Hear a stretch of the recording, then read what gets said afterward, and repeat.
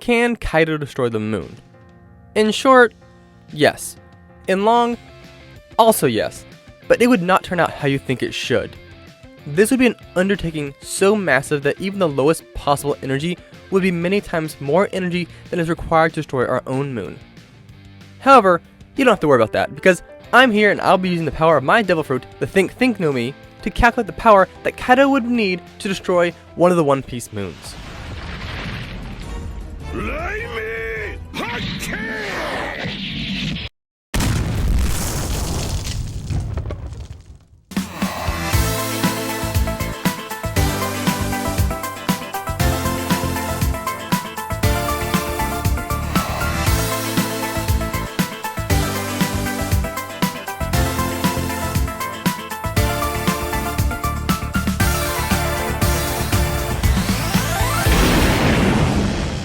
Hello Internet, Jojo here, and welcome to Ideashock, probably the one and only place on the internet that seems to understand the ease at which Kaido could destroy one of these moons. Seriously, the numbers say that it would not be all that hard for him, and, I really want it to happen. I mean, hashtag stop moon abuse. Nice save there, Jojo. So, to show my support for the hashtag that you guys came up with in a previous video, and to bring awareness to the phenomenon of the moon constantly getting blown up, cut in half or punched really hard, we are going to calculate the power it would take to destroy one of the One Piece moons. Let's do this. Where to begin? Why, at the beginning of course. That is where we ask the most important questions. The first question that must be answered is, what is the energy required to blow up the One Piece moon? Well, while this might seem relatively simple, it's not. You see, there are at least 5 moons and a planet that orbit the One Piece planet. If you're wondering how I came to the conclusion that this is a planet, just look at it. It has a moon orbiting it. While it is theoretically possible for a moon to have a moon, currently, scientists have not found one moon in all of space that has its own submoon. So this proves that the One Piece planet is not even comparable to Earth, not to mention that all the moons vary in size.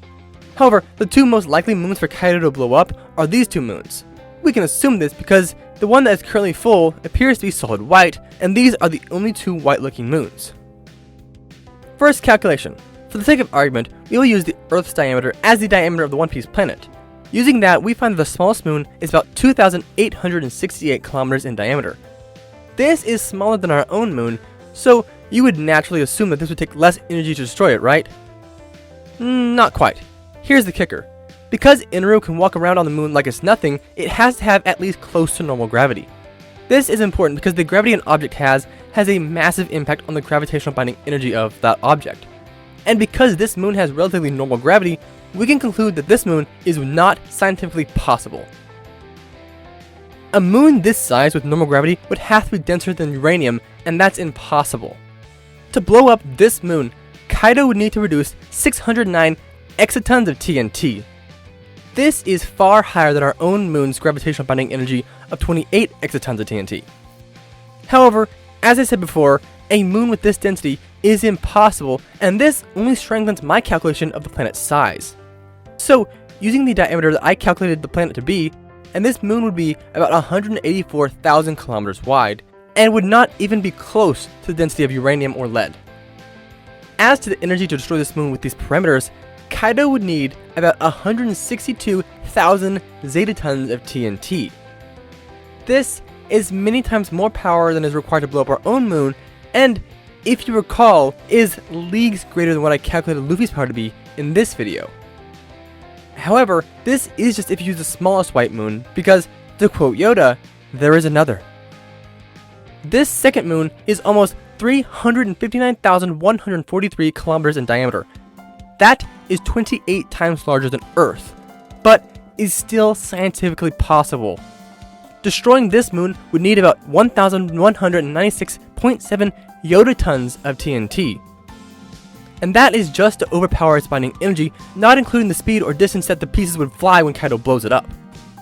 Now, this is all nice and good, right? But power like this seems to be crazy for One Piece characters. So, should Kaido be able to do something like this? Well, that's also yes.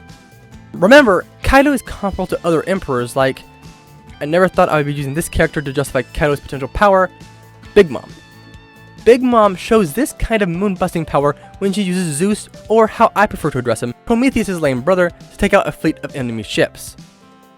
In the image we are shown, we see these clouds, and while we cannot see if the clouds reach the horizon, we can assume that they did because of the wording used here, the fact that she destroyed the enemy in the blink of an eye, and by looking at other similar storms in One Piece. Assuming that these clouds reach the horizon, we now need to account for the fact that the One Piece planet is way larger than Earth. I mentioned it before, but I'm not going to go into heavy detail here. If you want to know how I came to that conclusion, you can check out my video on Luffy. Oh, and just so you know, it's a low estimate. While you're checking out that video, why not subscribe? I mean, you've gotten this far, so you obviously enjoy it. Hit that like button, subscribe, make sure you're getting notified, that's important, and share this video with your friends. So with the ad out of the way, the One Piece planet is about 830,000 kilometers in diameter, and since Pound is the person telling Nami about the storm, we're going to use his height as the viewing height. Of course, he was not there when the storm happened, and we can see that from this image we are viewing it from a much higher vantage point than just Pound's 731 centimeter build. Taking this planetary diameter of 830,000 kilometers and a viewing height of 7.13 meters, we find the distance to the horizon is about 77.81 kilometers away. Using this distance as the radius, we find the clouds covered about 19,020 square kilometers. This, and accounting for the fact that most storm clouds are about 100 meters thick, give us a cloud volume of 19 trillion cubic meters. On average, 1 cubic meter of cloud weighs about 1.003 kilograms of water. So this leaves us with a mass of around 19 trillion kilograms. The thing is, this is implied to be all Big Mom's power. She did not feed Zeus clouds like Nami does. It is specifically stated to be a manifestation of her rage. To find the energy she must have generated to make this much mass, we must apply E equals mc squared. Doing that, and Big Mom must be able to produce 409.8 exatons of TNT just to make Zeus this size, and this isn't even her full power. Assuming that all three of her main homies and herself are relatively equal, she must be able to generate about 1,639 exatons of TNT if she really wanted to.